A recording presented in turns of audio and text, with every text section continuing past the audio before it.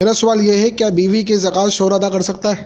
بیوی اگر صاحب نصاب ہے اور اس کے پاس اموال زکوٰۃ موجود ہیں تو بیسک تو یہ مسئلہ سمجھنا چاہیے کہ زکوٰۃ کے حوالے سے ہر ایک فرد کا اپنا اپنا اعتبار ہے۔ بیوی وہ صاحب نصاب ہے، زکوٰۃ اسی پر ہے۔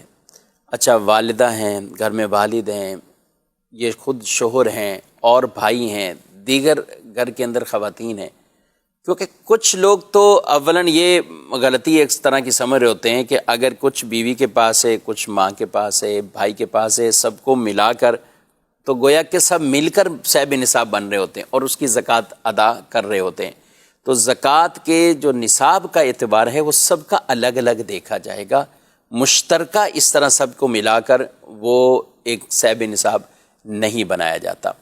اچھا، اب بیوی اگر صاحب نصاب ہے، اس کی زکوٰۃ کی ادائیگی کرنی ہے تو شوہر اگر ان کی طرف سے زکوٰۃ دیتے ہیں تو بالکل ادا ہو جاتی ہے، جبکہ یہ بیوی کی اجازت سے ہو رہا ہے، یا دلالتاً ایسا ہے کہ انڈرسٹوڈ ہے کہ ہر سال اسی طرح شوہر ان کی زکوٰۃ ادا کر رہے ہیں، یا گھر کے اندر بالفعل والد صاحب ہوتے ہیں تو وہ دیگر اپنے گھر والوں کی بھی اسی طرح اپنے بچوں کے جو اموال ہوتے ہیں ان کا حساب کتاب اپنے پاس رکھتے ہیں اور اس طرح ان کی زکوٰۃ وہ ادا کر رہے ہوتے ہیں۔ تو یہ ایک انڈرسٹوڈ سی بات ہے، یعنی یہ بھی اجازت میں ہی آتا ہے۔ ایک اجازت صراحتاً ہونا کہ آپ میری زکوٰۃ دے دیں تو انہوں نے زکوٰۃ ادا کر دی، اور ایک ہے کہ یہ دلالتاً پتہ ہے، انڈرسٹوڈ ہے کہ یہ زکوٰۃ وہ دے رہے ہیں اور ان کی طرف سے زکوٰۃ کی ادائیگی کی جا رہی ہے، تو ٹھیک ہے، یہ بھی ہے۔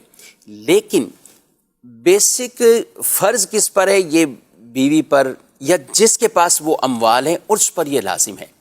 یہ مسئلہ اس لیے عرض کر رہا ہوں کہ بعض اوقات ہوتا یہ ہے کہ بیوی کی زکوٰۃ اب اتنی بن رہی ہے اور شوہر اس پوزیشن میں نہیں ہے کہ وہ زکوٰۃ کی ادائیگی کرے، لیکن اب بیویاں ان کو کہیں کہ آپ ہمارے اموال کی زکوٰۃ ادا کریں، آپ ہی پیسے ادا کریں۔ تو بعض اوقات شوہر اگر کمزور کیفیت میں ہے، اس کے پاس اتنا مال نہیں ہے، تو پھر بیوی کو خود اپنی زکوٰۃ کا خیال کرنا لازمی ہوگا اور اسے ادا کرنی ہوگی۔ اب آپ کا یہ سوال آئے گا آگے سے کہ بیوی کہاں سے دے، بیوی کون سی کماتی ہے؟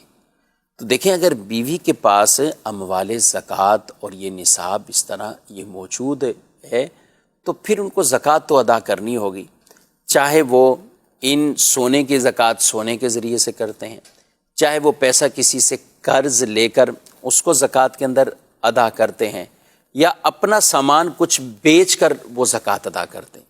یعنی بہر صورت جس پر فریضہ ہے بیسک اسی پر ہے۔ یہ نہیں کہ وہ کہیں کہ یہ شوہر پر فریضہ ہے، بیوی پر ہے تو بیوی کی زکوٰۃ بیوی پر ہے، شوہر ہے تو شوہر کی اپنی زکوٰۃ اس پر ہے۔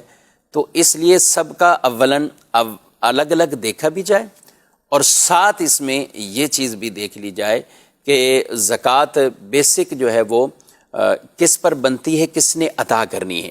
دوسرا خوش دلی سے دے رہا ہے، بالکل دے رہے ہیں، اجازت ہے، زکوٰۃ ادا ہو جائے گی۔